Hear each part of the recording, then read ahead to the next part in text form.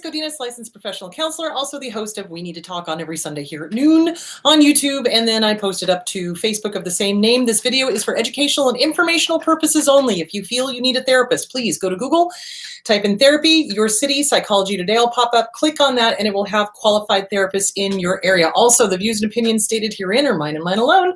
They do not represent the ACA, the APA, or any other damn therapist for that matter. Boom, shakalaka, done. Okay. Okay, a couple announcements I want to get out of the way. Susanna Quintana, her book is available, and you can go to her website and order it. So it's susannaquintana.com. If you are in the middle of a divorce or thinking of divorcing, especially with this whole quarantine thing, Splitting by Randy Krieger, excellent advice. Excellent, excellent, excellent. It's also Bill Eddy and Randy Krieger. So you want to get this book if you're going through divorce so that you know what you are going to be up against. Shahida Arabi's other book that I love, Healing the Inner Child. Her new book is coming out October 1st, and I think you can pre-order it on Amazon. And of course, my two books, You Can Lead a Horse to Water, but You Can't Make Him Cha-Cha, and What's Wrong with Your Dad, both available on Amazon and Kindle and Audible. So, and I do the narration for it. So there is that. Okay. Whew. So again, I just want to remind you guys, if you are looking for a therapist, psychologytoday.com is really good to find people in your area. I cannot counsel people outside of Arizona. So if you need somebody to help you with all of that, Susanna Quintana is your girl, susannaquintana.com, because she can go across state lines. She can go across international lines. So there it is. Okay, let's dive into today's topic, shall we? Alrighty then. So today I wanted to talk about no means no, assertiveness and confrontation. So first of all, we have to talk about why it's not okay for us to be assertive and or to confront people. Well, let's take a look at family of origin. Boop. Here it is. Abusers do not like it when we say no. Abusers do not like it when we stand up for ourselves, obviously. Abusers basically want us to be compliant, and they want us to obey, and they want us to toe the line, and they want us to don't not rock the boat, et cetera, et cetera, et cetera. So when we have a family of origin, and this goes also for romantic relationships too, it's not just the family of origin, but that's kind of where we learn it. So this is part of codependency, guys, and this is also part of self-esteem. So I'm not kidding you when I say everything boils down to self-esteem, okay? Literally, people who love themselves stand up for themselves. People who love themselves are not afraid of the word no, but we are. Why? Because every single time we said no to an abuser, what would happen? World War III would happen. Chaos would ensue. I don't know about you, but I would get backhanded every single time I stood up to my dad. I would kill, and I'd end up in the other side of the room going, what just happened? So we learn very quickly that it's not okay to say no. And so we become very fearful, and we become very timid, and we become very compliant, and we become people pleasers. So people often mistake assertiveness and confrontation with yelling and screaming and all of that sort of good stuff. No, well, it's not good stuff, but you know what I mean. It's not yelling and screaming. It is as simple as saying and meaning the word no. How many of us have a hard time with the word no? Raise your hand. Hello, right there with you, kids. I used to be that way. Absolutely. So what it is that we have been told that it's not okay to say no. Saying no is a boundary. Saying no is being assertive. Saying no to an abuser will be a confrontation for them. For you, it's a boundary issue. So, and I want to make this perfectly, perfectly clear. When you are in the middle of an abusive relationship, it is very, very hard to maintain your boundaries, and it is very, very hard to say no and mean it and not get more abused. So mostly what I'm talking about with this confrontation and assertiveness, yes, it can be used while you're leaving the relationship, but most of it is for when after you have left the relationship, because honestly, it's not always safe to confront an abuser, especially if they are prone to physical violence. So that's why you've got to be very, very careful. So, and this is interesting because a couple of my listeners were talking about that. They were like, okay, I'm a little nervous that you're doing this. What if the person is very violent and they do this and they do that? Okay, guys, this is kind of like reading the room, right? If your abuser is abusive and physically abusive and mentally abusive and is going to punish you, then the best thing to do is to quickly and quietly pack your shit up and get the fuck out of there as quickly and quietly and safely as possible. Sometimes you are going to be able to confront them, sometimes, but guarantee you, if you are in the middle of an abusive relationship, there will be backlash. They will make sure to punish you because you've dared to say no. I am talking mostly about after we have left the abusive relationship and moving forward, being able to be assertive, stand up for yourself and say no, confrontation if needed, but not yelling and screaming. And I think this is where we get confused because the abusers, family of origin, romantic relationships, toxic friends, whatever, they are screaming memes. They love to do the screaming, yelling, confrontation, drama, Jesus Christ kind of bullshit. You know what I'm saying? So when I say assertiveness and when I say confrontation, I am not talking screaming, yelling, et cetera, et cetera, et cetera. What I am talking about is a simple and firm no, and I mean it. This is a boundary. Do not cross it. Now, how do we get from point A, which is, oh my God, you must be compliant. You must not ever say no. You must be a people pleaser. You must. Masturbation is what Carl Rogers called it. I must do this. I must do that. I must.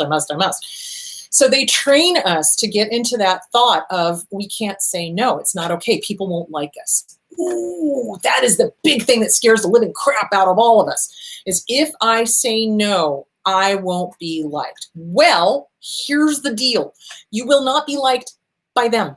You will not be liked by abusers. You will, however, be respected by people who are not cuckoo for fucking Cocoa Puffs. Does that make sense? Because healthy, normal people respect boundaries. They understand that sometimes you're gonna say no and it's gonna have to be okay. Why? Because it is a boundary. So this is one of those deal breaker things, guys. Remember how I was talking about deal breakers?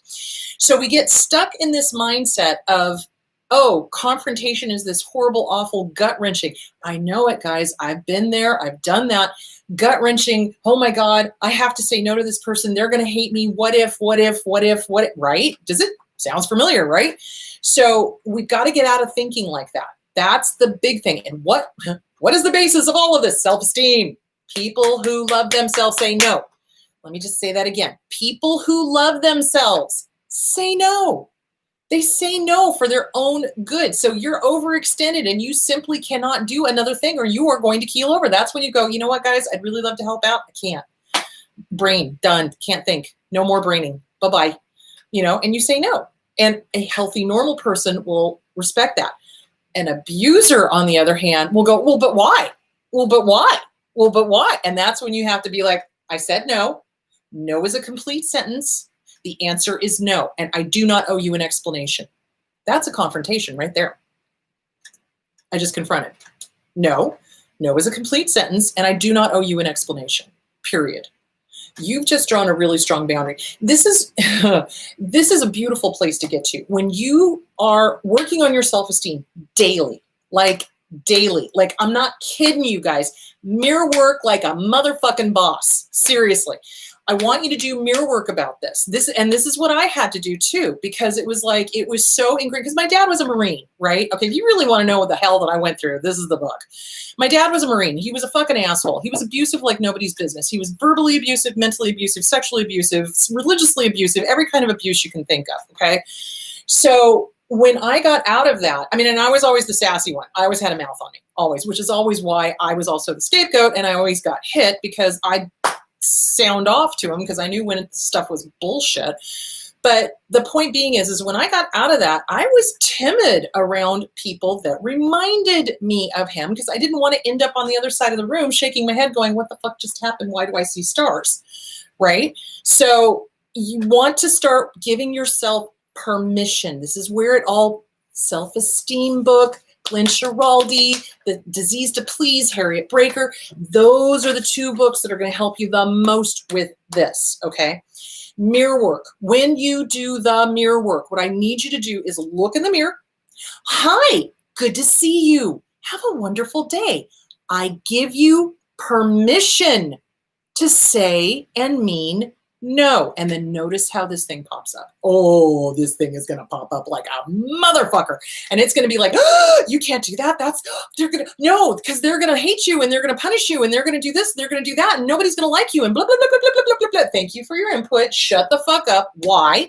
Because you say so. You are the boss of this voice. This voice is not the boss of you. Hey, guess what? I have the right to say no. Thank you, internal critic. Go fuck yourself.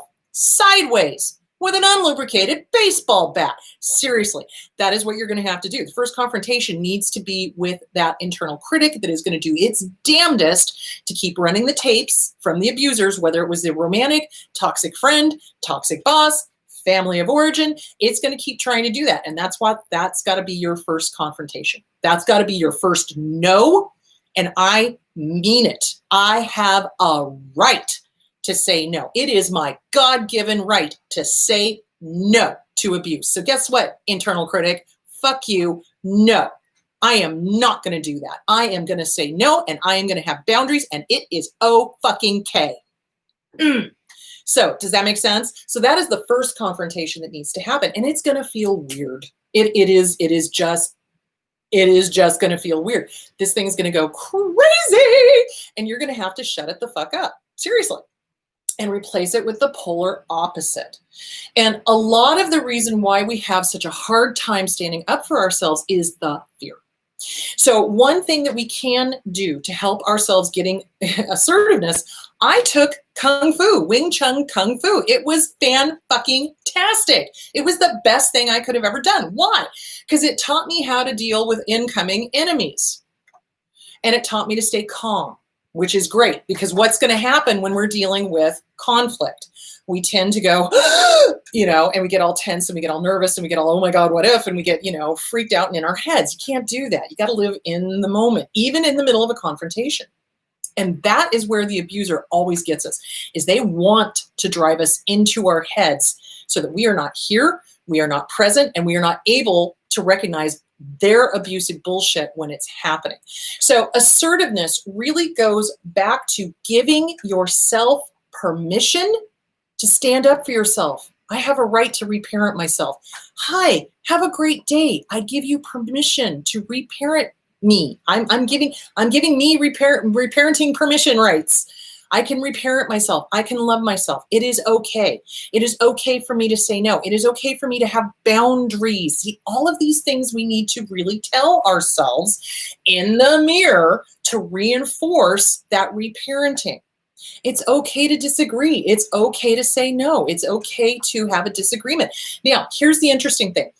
When I work on couples counseling, it's like the first thing they do usually when they come in and sit down, besides, tell me everything horrible in the relationship, is that then they go, well, how do we have an argument? And I look at them and I go, you're not. You're going to have a disagreement.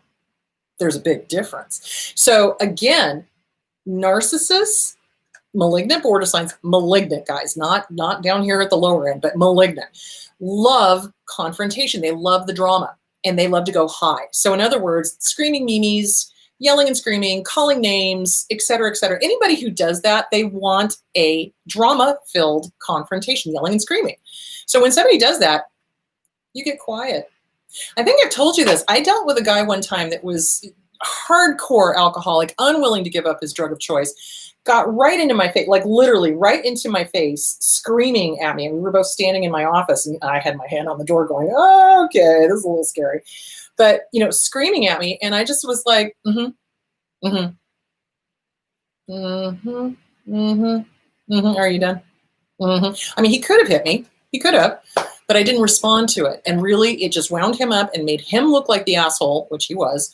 And basically, it showed his spouse what she was up against. And I modeled for her how to stay calm in the face of that kind of irrational rage. And that's what abusers don't want. They want us to be wound up and frightened and terrified and everything else.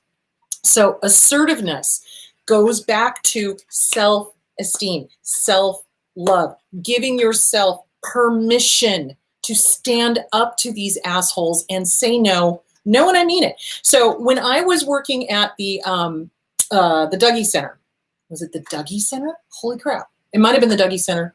Could have been the New Song Center. Very similar. They do the same thing. It's a children's grief clinic. One's in Oregon, one's here in Arizona.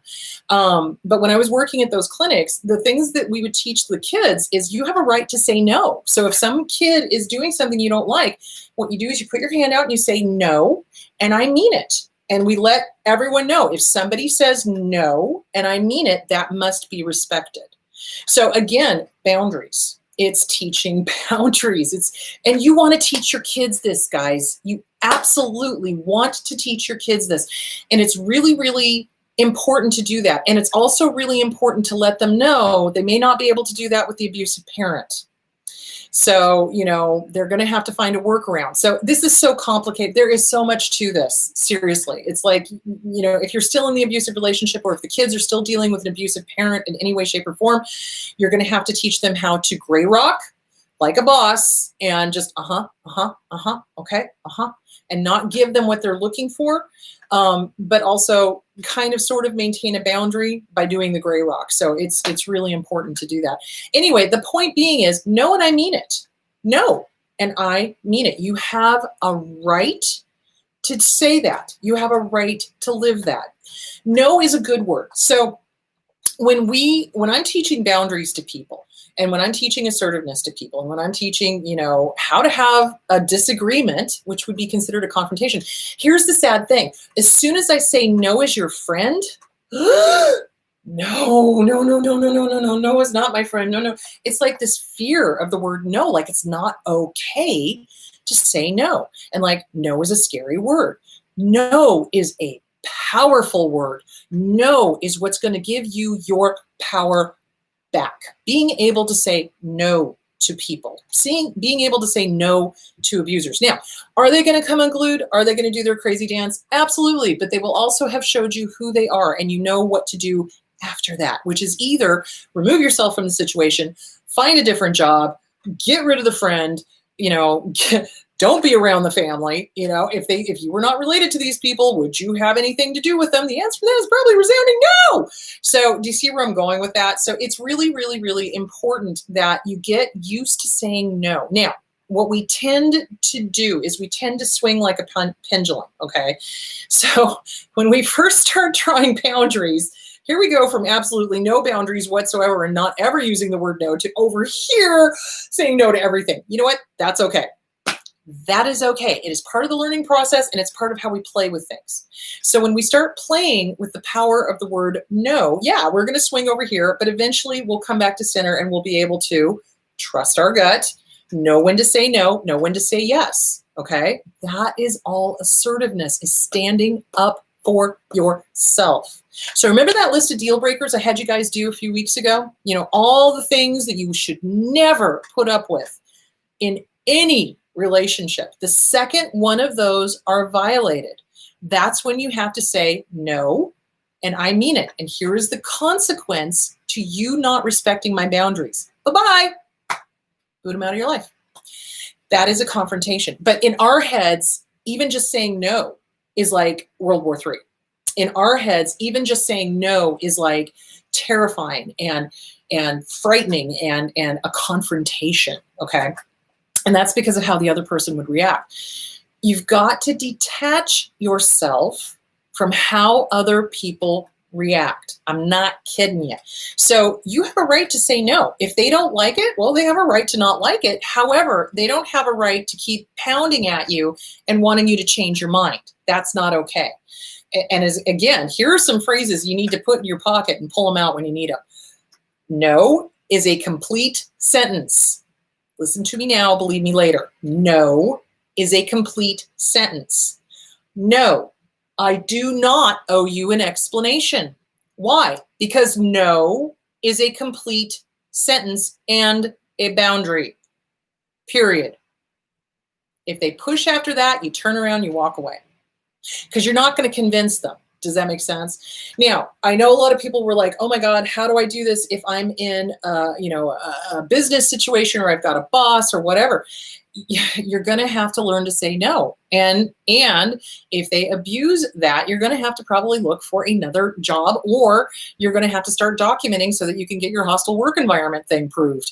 So seriously, I mean, it's like, and I've seen so many bosses abuse that. Like back in the day when John and I were first dating, he had a boss that was like, well, why can't you come in at 2:00 in the morning, and work, ridiculous hours, 16-hour days. And John was kind of like, because I'd like to have a relationship. Thank you very much. He ended up saying no. And eventually he had to end up leaving that job because it was so stressful and it was giving him stomach problems and everything else. But he did the right thing. He found a better job. He did. So, but standing up for yourself, this means standing up with bosses. This means standing up to family. This means standing up to friends. This means standing up to romantic interests, etc. So, but we have it in our head that it's bad, and that thinking needs to change. So how we think things influences our amygdala, right? So this is all fight, flight, freeze, or fawn. So if we're constantly going, no is a bad thing, no is a bad thing, no is a bad thing. Well, guess what? The amygdala is going to go, oh my God, no is a bad thing. Holy shit, let's have a panic attack. Oh my God. It will, because we've told it it's a bad thing. We need to change the way we talk about confronting people. Okay, confrontation is not always yelling and screaming and horribleness. Confrontation can be as simple as, I thought over your request and the answer is no. No is a complete sentence. I do not need to explain it to you. This is a boundary. Respect it. That's a confrontation right there. And if they continue, you get up and walk out. So it's really important that we work on self-esteem. And it's really important that we do the mirror work about this. Give yourself permission. Everything I'm giving to you guys is stuff I did that I learned from my counselor when I was going through it back in the day, plus all the stuff I've read up on. So it's all cognitive behavior. It's all changing the way we say things, the way we tell ourselves the story, the way we, no is your friend. No is your friend. No is a good thing.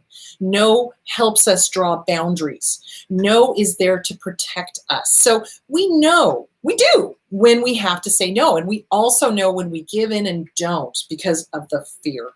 So again, it's getting the head and the heart out of the way. Seriously, these guys tell stories. This does not. The gut does not tell stories. It is a simple yes or no answer to a yes or no question. Do I need to draw a boundary here? Yes or no? Boom. Yes. Okay. There we go. So it's really, really important that you really honor your gut, really do the mirror work, really work the Self-Esteem Workbook by Glenn Schiraldi. I'm not kidding you. It's all connected. It is. And it's so funny because I have people go, well, I want a magic bullet. Okay, there is no magic bullet. Well, I want a drug that'll make me more assertive. Well, there is no drug that will make you more assertive. I mean, you can take PCP and that'll just make you batshit crazy, but give you superhuman strength. Oh my God, there's a story about that. Someday I will tell you guys when I was working in the hospital up in Oregon. Holy shit. Anyway, the point being is that there is no magic bullet. There is no magic drug.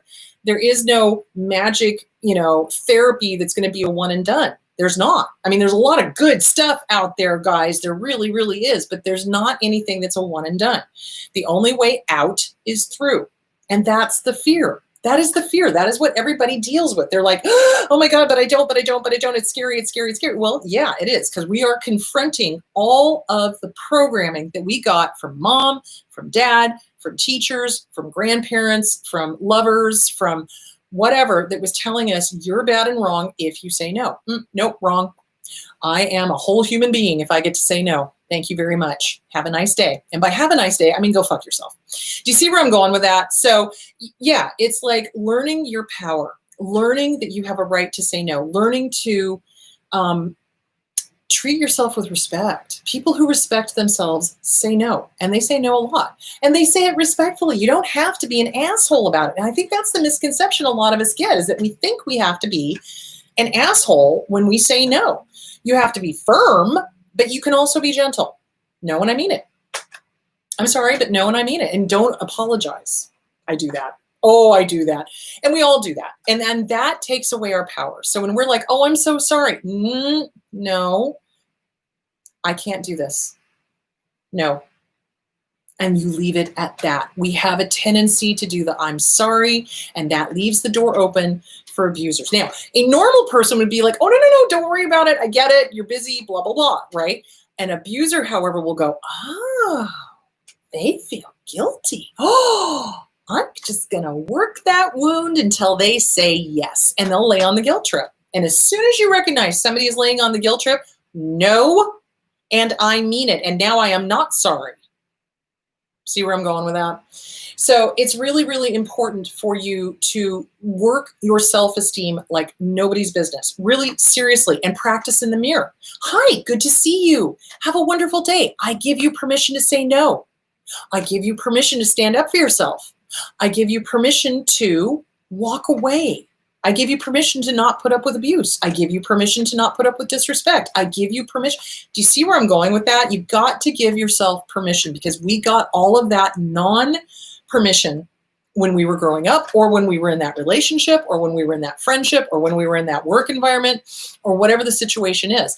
So it's really, really important to undo that with the mirror work, in conjunction with working on the Self-Esteem Workbook by Glenn Schiraldi, working on the Disease to Please by Harriet Breaker, boundaries, and we start practicing no.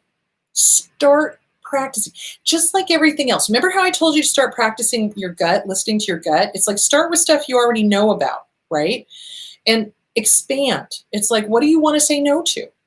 What do you know that you want to say no to, that your head and your heart is guilt tripping you, fear, obligation, or guilt stopping you from saying no? You may want to write a letter to your fear, to your obligation, and to your guilt. And that's another place where you can say no.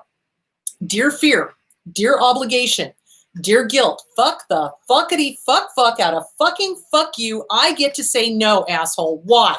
Because I say so. I have the right, and I am not going to give in on this. This is a boundary. Don't fucking cross it. Fuck off guilt. Fuck off fear. Fuck off obligation. I know, it's weird. Feels great. It does. And then you burn it. Trot it out to the barbecue and burn it, but you practice and you keep reminding yourself, you have a right to say no. You do. But our abusers would love for us to just keel over. Now, some practical things besides the mirror work that you can do. I would say that you could, again, I love martial arts. I do. I love martial arts. Why?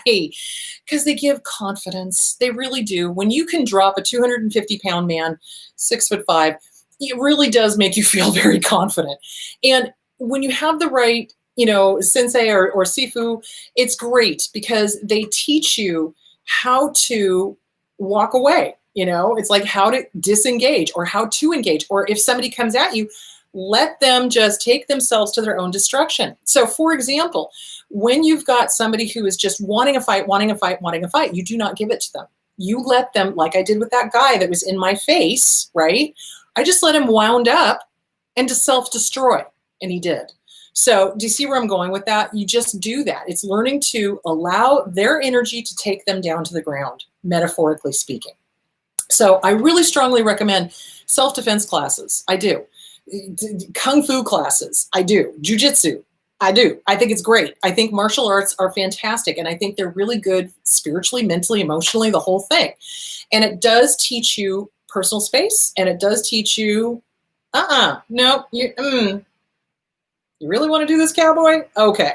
Do you see where I'm going with that? So it's a good thing to do. So there's martial arts classes. And here's the other thing. Work with your therapist. If you've got a therapist and you have a problem with saying no, work on it. Work on it with them. It's like, okay, let's go through the scenarios. Let's practice. Okay, so you're afraid of this situation. Let's role play. And that's hugely important. And if you can't role play with your therapist, role play in the mirror or role play in the shower what needs to be said. And oftentimes when I know I have to confront somebody that is a real, freaking asshole, I'll be like, okay, they're going to do this. I will do this. If they do this, I will do this. And this is just a way to keep safe.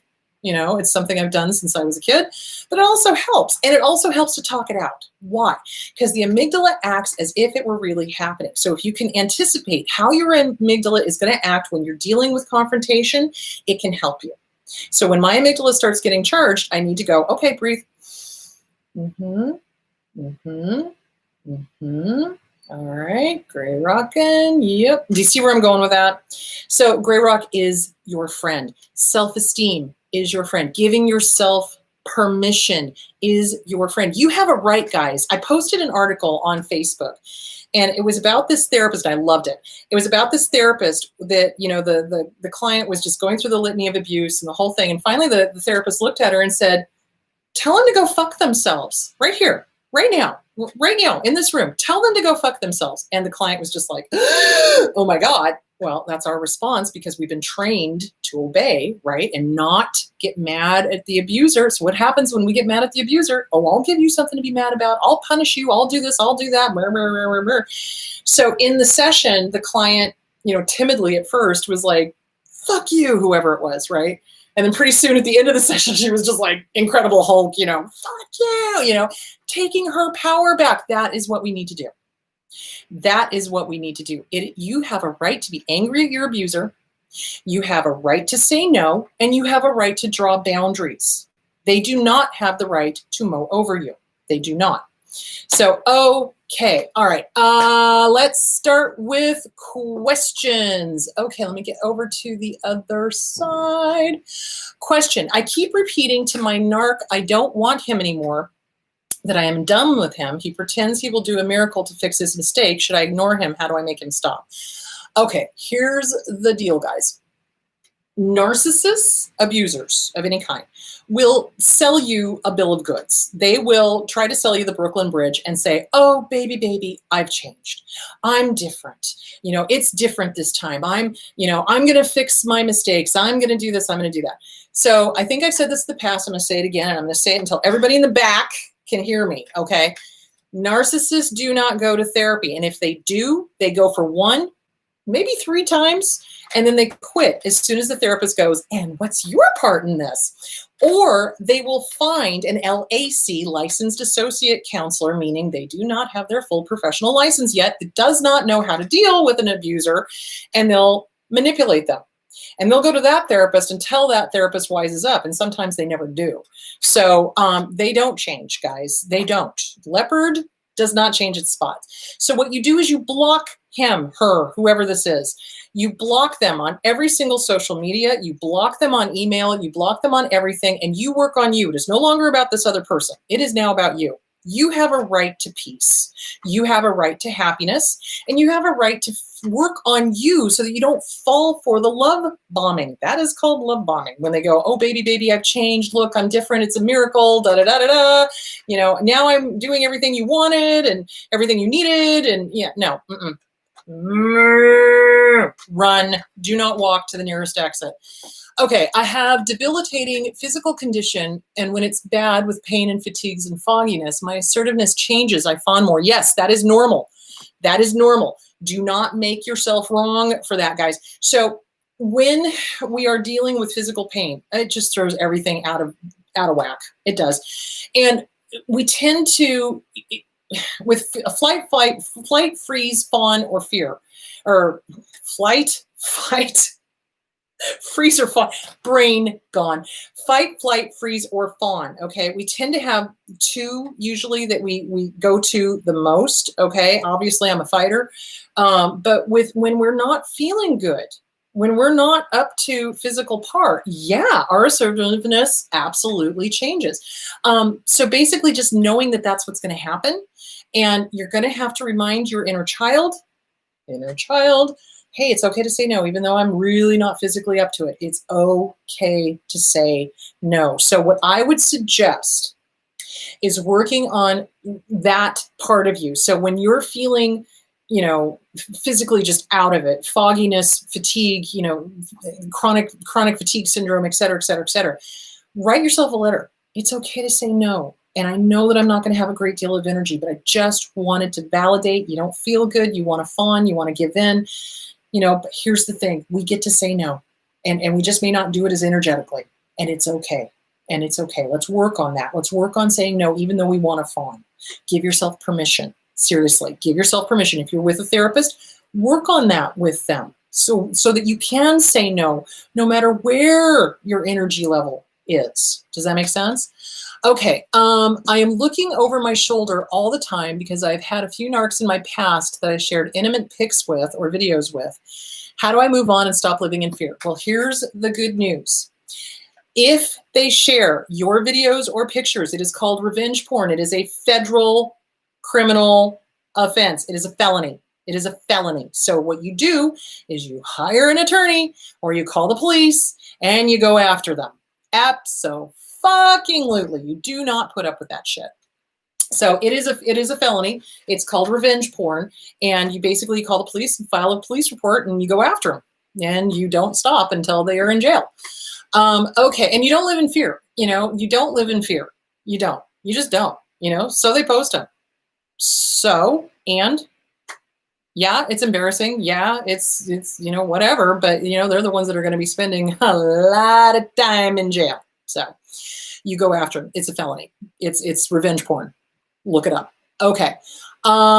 Question. My sister disrespected me, which I called her out on. Days later, she asked me to do something for her, and I said no. Not sure how to handle things when I see her again. Any advice? Well, not knowing what the situation is with your sister, I don't know if she's a healthy, normal sister or if she's disordered or whatever. What you can do, here's the thing that narcissists love to do, is they love to do nasty things, and then a day or two later, they act like nothing happened, right? So they're like shoving it under the carpet, going, it's not here, nothing happened, everything's fine.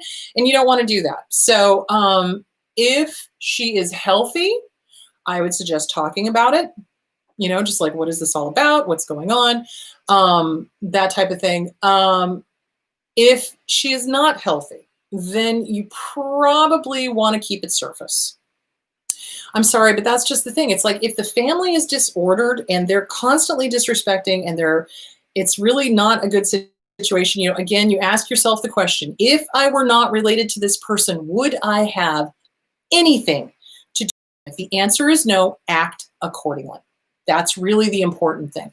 If they are healthy, if they're amenable, if they're willing to talk things out, then talk it out. Hey, the other day I called you out on this and, and I had to say no to this, and let's talk, and how are you feeling and how am I feeling? And hopefully it's going to be a back and forth. A normal, healthy family would do that. Dysfunctional families don't. Dysfunctional families either hang on to grudges or they shove stuff under the carpet or they deny. Cleopatra, queen of denial. So it just depends. It just depends. I know it's not really great because I don't really know the situation, but that's, trying to give you kind of like a slice of what to do in case they're healthy and a slice of what to do in case they're not. So there it is. All right. What if we are no longer around emotionally abusive people? Yes!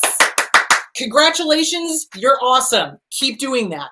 But carry the experiences with us. That is normal. We are going to. It's kind of like the good news, bad news kind of thing, right? So when we are no longer around abusive people, we do carry the experiences with us. Why? Well, our amygdala is trying to keep us safe. And it's trying to go. So this is where triggers come in. Remember when I did the triggers video not too long ago? So we get triggered by stuff because our amygdala is like, oh, do you remember when we got hurt? Let's not do that again, okay? And it freaks out and we get triggered. We have a panic attack, or we have a situation where we're like, oh, this reminds me of, because our amygdala is trying to keep us safe. So that is normal. That is post-traumatic stress disorder. So one of the things with post-traumatic stress disorder is emotional flashbacks, okay? Pretty sure I've talked about this before, but I'm going to talk about it again. So an emotional flashback is a trigger. An emotional flashback is when we go, oh, this reminds me of when this person did this and I got hurt. Oh my goodness, my heart is pounding, my breath is getting shallow, and oh my God, and it's kind of like a panic attack. And it's an emotional flashback because we're remembering what happened to us when we got hit, or when we got hurt, or when we got whatever. I mean, I got to tell you, when this guy was in my face, I was panicking like nobody's fucking business, but I couldn't show it. Soon as he left, soon as they were done, I had a complete meltdown in my office by myself for like 10 minutes until my next client. So yeah, I mean, it's like, yeah, it's going to happen. It's going to happen. So it does carry with us to a certain degree. Now, how do we release those thoughts for good so that we can live to our fullest potential? You've got to put it back on the abuser. This is where CPTSD, From Surviving to Thriving by Pete Walker, comes in. So I think it's in chapter 3. He talks about putting the anger, the shame, and the blame back onto the abuser where it belongs. They do not get to live rent-free in your head one more moment. Seriously. And this is where you write letters to them. Dear abuser, you did this, you did this, you did this, you did this, you did this, and at the very, very end of it, you boot them out, evict them. I am evicting you from my head. I am raising the rent. You know why? Because my self-worth and my own love, my own peace, my own everything is more important than having you ramble around in my head. Fuck the fuckity fuck out of fucking fuck you, go to hell or wherever. Yeah, and then take it out to the barbecue and burn it. And so that's one way to start releasing that. Now, you are always going to be triggered. I think I talked about this a few weeks ago. I was watching the Elton John movie, Rocket Man, and when the dad came in, I was just like, because he reminded me of my dad. My dad was, military and an asshole and everything else. So, we're going to get triggered, but then you can let it go and just acknowledging it, validating it. Yep, got triggered. Yep, that son of a bitch remind me of my son of a bitch. Holy shit. Breathe. You're fine. And it's going to happen. So what you want to do is you want to get it out of your head, get it onto paper, trot it out to the barbecue, read it out loud once, burn it. It's like a declaration of independence. It really is. It's like, okay, universe, okay, God, Buddha, whoever, whatever. Here's the deal. I'm done. I'm done. I'm done being abused. I'm done with bullshit. I get to say no, and it's okay. I get to have boundaries, and it's okay. And I get to tell people to fuck off, and it's okay, especially if they're abusers. And it's okay. So you just get that out of your head, get it onto paper, trot it out to the barbecue, read it out loud once, burn it, let it go. And that will, over time, lessen it. So in other words, eventually you'll be able to have somebody screaming in your face and you won't freak out. But it takes time and it takes practice, guys. It's not like, this is the funny thing.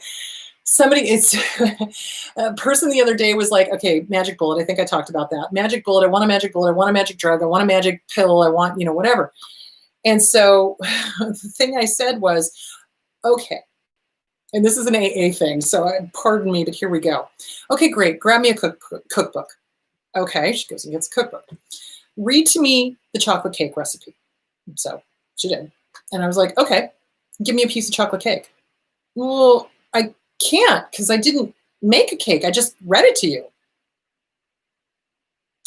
That's what I'm talking about. You have to follow up reading with action. You can't just read these books and expect your life to magically get better.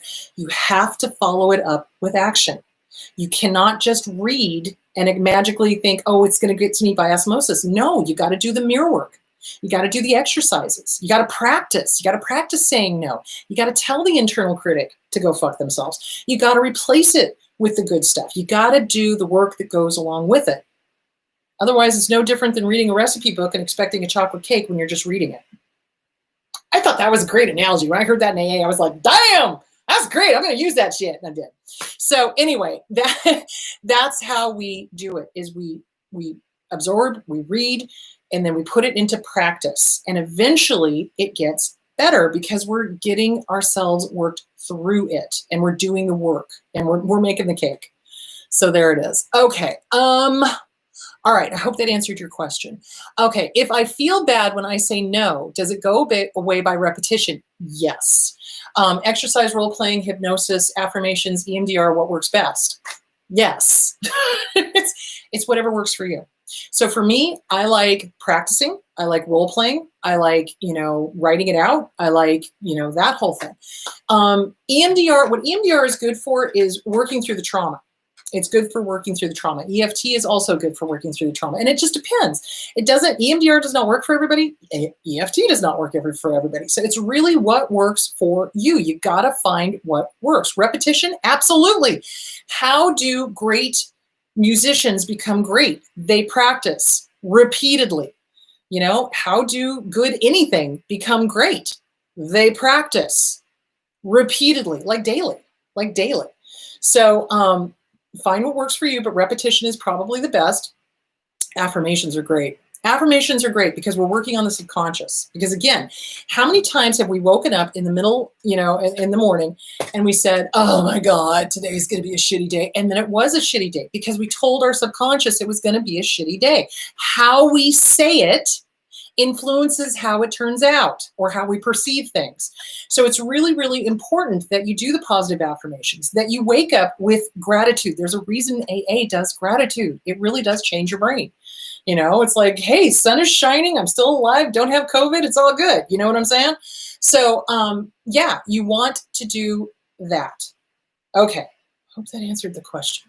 Whatever works for you, but repetition for sure. Positive affirmations for sure. Working the workbooks, and not just working them, but living them, doing them, breathing them, eating them, sleeping them, putting them into practice on a daily basis. Okay.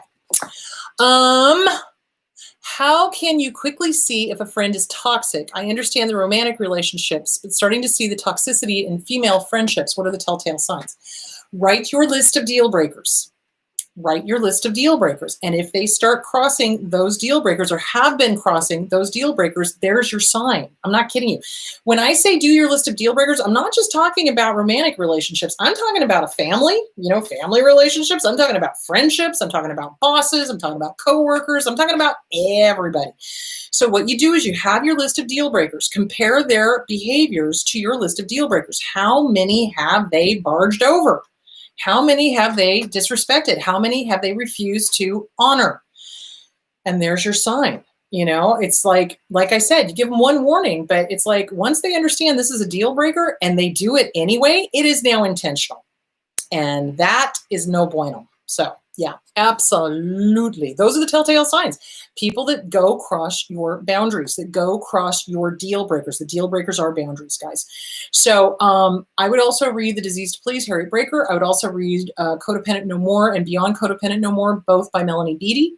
And I would go revisit your list of deal breakers. How many of those deal breakers have they mowed over? Trust your gut. What does your gut say? Are these people toxic? Yes or no? Don't listen to this. Don't listen to this. Listen to your gut. It's going to be a yes or no answer to a yes or no question. So don't listen to the stories. When this starts going, well, but, blah, blah, blah, blah, blah, blah, blah, or, well, yes, but, blah, blah, blah, blah, blah, blah. Yes or no. Are these people toxic right now? Right now. Right now. Do you see where I'm going with that? And that's what I do with clients. When a client comes to me and goes, well, I met this guy on Tinder and I just don't know. And that's why I go, stop. Take a deep breath. Is this person a good person for you? Yes or no? Right now, right now, right now, right now. No. Okay, there we go. They know the answer. They just don't like it. And it's because of the training that we had. And it's learning to trust ourselves. It's learning to know our own answers, guys. We do know ourselves. We do. We've been lied to. We've been told we don't. And that pisses me right the fuck off.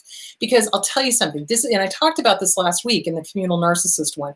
They come in and they're like, I know you better than anybody else. I know what's good for you. I know. Bullshit. You do. You know you. You do know your own answers. You just don't always like them. But it's a matter of reality, and it's a matter of trusting your gut. Seriously, self-esteem. I cannot push that enough. Self-esteem will get you where you want to go. Okay.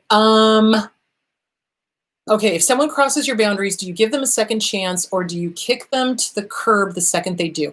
So we kind of talked about this last week, or was it last week? No, 2 weeks ago when we did the deal breaker thing. You let people know what your boundaries are.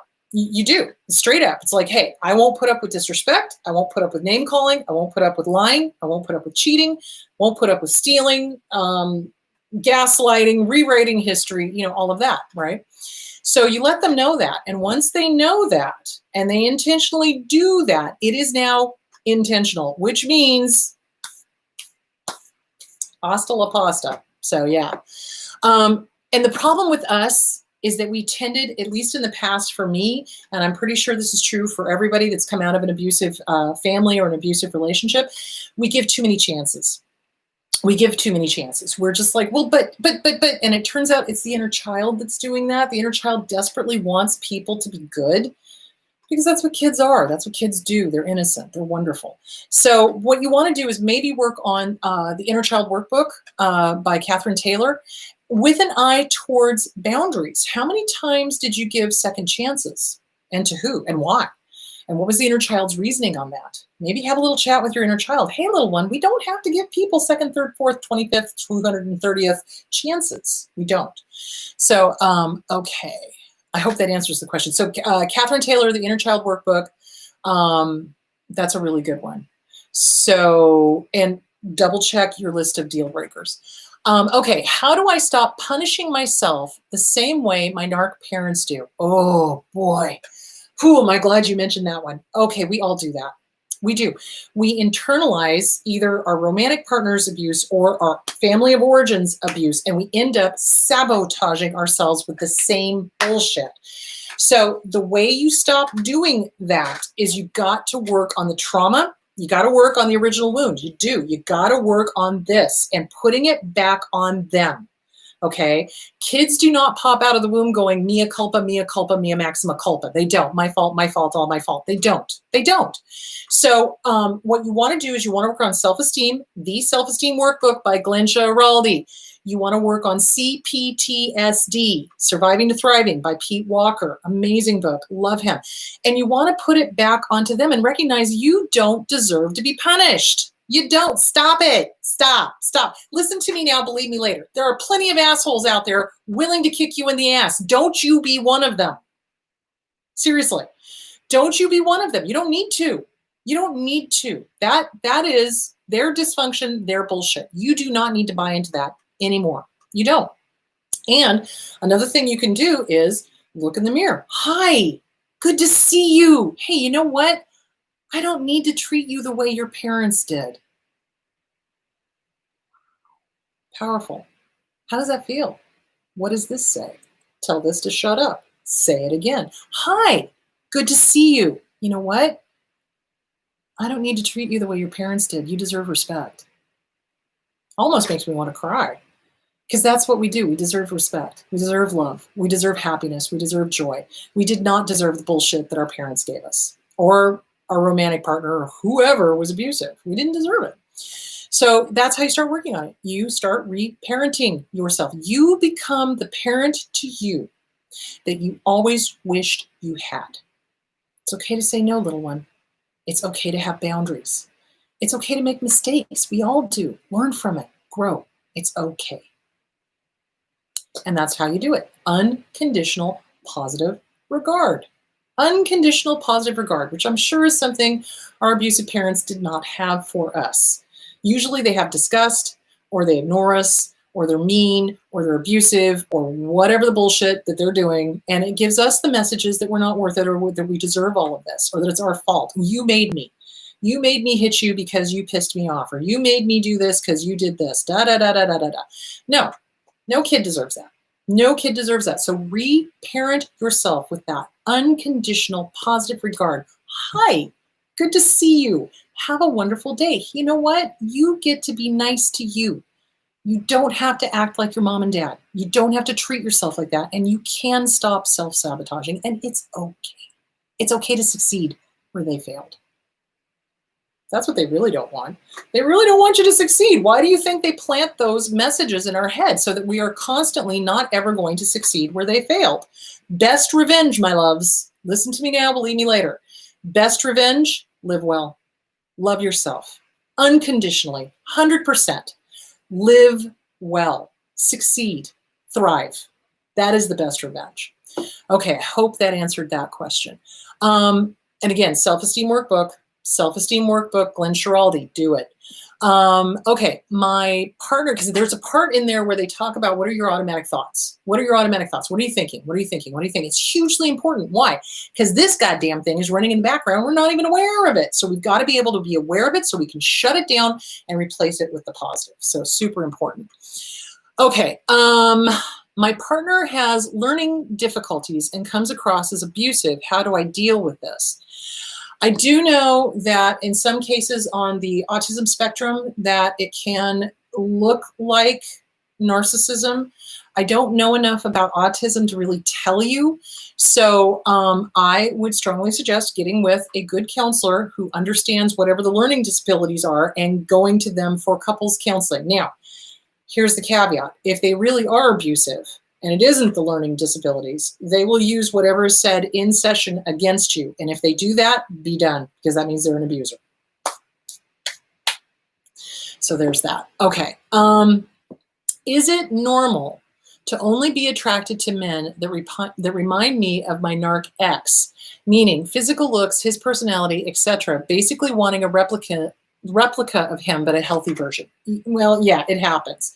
So again, it's the inner child inside of us that looks outside and goes, oh, here's somebody who reminds me of this person over here, whether that's family of origin or another, ex or whatever.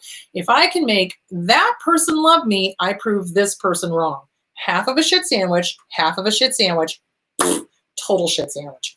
So what you want to do is you want to work through that relationship. And really, you're going to have to take it back, go back further. What attracted you to the guy, the original guy or girl? What was it? And did it remind you of anything in your childhood? Where does this come from? Okay, there's a reason our picker is broken. Where did this come from? So I would strongly suggest going back and working that through. It's like work through that relationship. Why are you constantly trying to replay it? Why do you constantly want somebody who's healthy? Well, not healthy, but let me rephrase that. Somebody who's healthy that looks like the ex. So what is it about that? What's going on? What is that? I would get with a good trauma therapist and I would start working that bad boy through and figure out what the heck is going on there. So you don't do it again.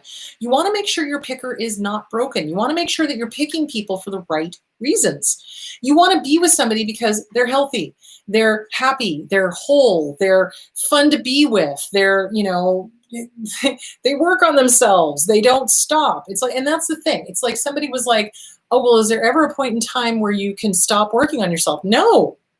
If we stop working on ourselves, we stagnate. You want to keep growing. You want to become amazing. You do. You already are. But, you just keep wanting to be amazing and keep going. When we stop learning, we stagnate. When we stop working on ourselves, we tend to start backsliding. We tend to start going back into bad behavior. So it's really important to keep growing, keep learning, keep going, keep on, keep moving forward. Because if you're not moving forward, you're moving backwards. So there is that. So yeah, I would figure out why you are attracted to that person, but it goes back to that narcissist and then it goes back to family of origin. So what is that about? Get with a good therapist, figure that one out. Okay, question. Starting a new job 5 months after leaving my abusive ex. Good for you. He never would let me work. Okay, wait, sorry. He would never let me work for 6 years. So I'm really nervous about possible toxic people in my job. Any advice on this? Have your list of deal breakers. Play your cards close to your chest. Don't overshare. So, and work on self-esteem. Again, guys, everything goes back to self-esteem. I know you get tired of me saying this, but it's true. If you don't work on your self-esteem, if you don't have self-esteem, it makes you vulnerable to abusers. It does. So, so what they do is that they isolate us and they lie to us and they do all of this stuff. So I would work on self-esteem. I would get your list of deal breakers together. I really seriously would. List of deal breakers, play your cards close to your chest. Don't overshare. So when we're in an abusive relationship, whether that is a romantic relationship, a friendship, a work relationship, whatever, they want us to overshare. Be wary of somebody who wants you to share everything about you. Bare basic minimum until you know whether or not you can trust them. And trusting other people, trusting yourself. You need to trust yourself first. So start working on that gut instinct. Start working on, do I trust this person or do they feel kind of hinky? Trust it. If it's hinky, it's hinky. Don't talk yourself out of it. And that's our biggest mistake. Swear to God. We tend to talk ourselves out of it. We go, oh, well, no, it can't be that bad. And then 6 months later, we're like, oh shit, it really was that bad. You know what I mean? So trust your gut and don't overshare. We have a tendency to overshare. Don't do it. Just don't do it. Don't overshare. Okay, let's see. Do we have time for one more? Okay. All right. It's almost 1 o'clock and my voice is almost gone. So, all right, kids. I hope this was helpful. The key to this is giving yourself permission. It is looking in the mirror and saying, I have a right to say no. It's okay for me to say no. It's okay for me to have boundaries. I am not responsible for other people's reaction to me saying no. I don't have to fix that. Again, that's a codependency thing. So do read up on The Self-Esteem Workbook by Glenn Schiraldi, The Disease to Please by Harriet Breaker, CPTSD from Surviving to Thriving by Pete Walker, Inner Child Workbook by Catherine Taylor, Figure out how old you are when you can't say no. Work on that age. That is really important. Work on giving yourself permission, looking in the mirror, unconditional positive regard. Hey, good to see you. You have a right to say no, and it's okay. So there that is. Now, next week, I think what I'd like to talk about is our relationship with money, because I do know that abusers really fuck that up for us. So let's talk about money next week. All right, you guys be good. Have a great week. Let me find my cursor. Be safe. Wear a mask. Wash your hands. Don't get me started. Anyway, love you guys. Be good. Talk to you later. Bye.